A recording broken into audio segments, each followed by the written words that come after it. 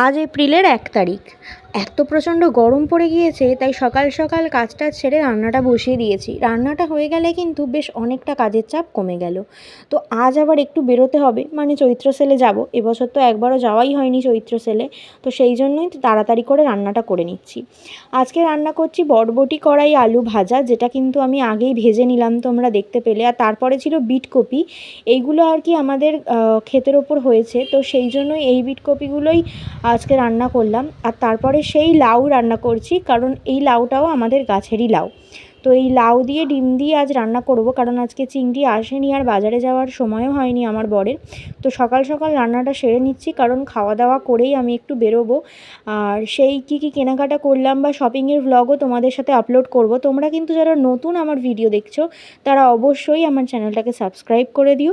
আর আমার ভিডিও ভালো লেগে থাকলে অবশ্যই একটা লাইক করে দিও। আজকের মতো বাই, দেখা হচ্ছে নেক্সট ভিডিওতে।